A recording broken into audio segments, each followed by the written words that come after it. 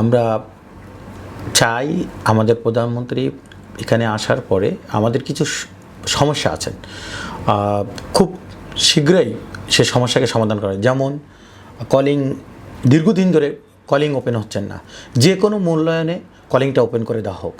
বিভিন্ন কারণে মালয়েশিয়াতে যারা আছেন অবৈধ হয়ে গেছেন, যে কোনো মূল্যে তাদেরকে যেন বৈধতা দেওয়া হয়, যেহেতু বৈধতা দিলে আমাদের দেশের রেমিটেন্স বাড়বেন।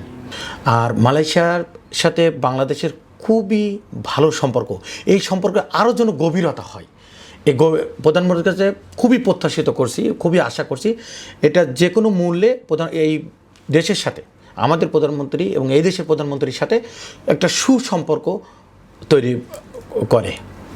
টিকিটিং সিন্ডিকেট বর্তমানে আমরা ঢাকা আমরা 600-650 টাকার মধ্যে রিঙ্গিতের মধ্যে যেতে পারি, কিন্তু ঢাকা টুল আসলে 1300, 1200, 1400 লেগে যায়। আমরা চাচ্ছি এই টিকিটিং সিন্ডিকেট করে যাতে একটা লিমিটেশনের মধ্যে থাকে, এই বিষয়ে যেন আমাদের প্রধানমন্ত্রী যেন নজর দেন। এই প্রবাসীদের দুঃখ কষ্ট আমাদের প্রাণপ্রিয় তারেক রহমান বুঝতে পারবে, সে একসময় প্রবাসী ছিল, অতএব কারণে এই প্রবাসীদের দুঃখ বুঝতে পারবে। এই জেলের লোকগুলোর কীভাবে অতি সত্বর দেশে পাঠানোর টিকিটের ব্যবস্থা করতে পারে, এইটাই তার কাছে খুব মন খুললা আমাদের প্রবাসীদের চাওয়া পাওয়া। আমি শুনতে পাইছি যে আমাদের মাননীয় প্রধানমন্ত্রী আসবে মালয়েশিয়াতে, তো আমরা এতে শুনে আমরা খুবই, ব্যবসায়ী যারা আছি আমরা খুবই খুশি, কারণ উনি আসলে হয়তো আমরা যারা ব্যবসায়ী আছি আমাদের ব্যবসাটা মনে হয় আরও অনেক সব ভালো হবে বা ডেভেলপ করতে পারবো আমরা। এরপরে আমাদের যেই প্রবাসী যারা আমরা আছি অনেকের হয়তো বিভিন্ন সমস্যা থাকতে পারে এবং আছেও, এটা থাকতে পারে না, অরিজিনালি কিন্তু অনেকটা সমস্যা আছে। এগুলি যদি আমাদের মাননীয় প্রধানমন্ত্রী তুলে ধরেন হয়তো এগুলি সফট হয়ে যাবে, কোনো সমস্যা সমাধান থাকবে না এবং অনেক পাসপোর্ট জটিলতা থাকে, এটাও যদি আমাদের প্রধানমন্ত্রী একটু নজর দেয় বা আমাদের হাইকমিশনদেরকে একটু বলে দেয়, তাহলে এটাও হয়রানি হতে হবে না আমাদের প্রবাসীতে যারা বসবাস করতেছে এখানে, যেহেতু আমরা 10 থেকে 12 লক্ষ লোক আমরা এখানে প্রবাসী মালয়েশিয়াতে আছি।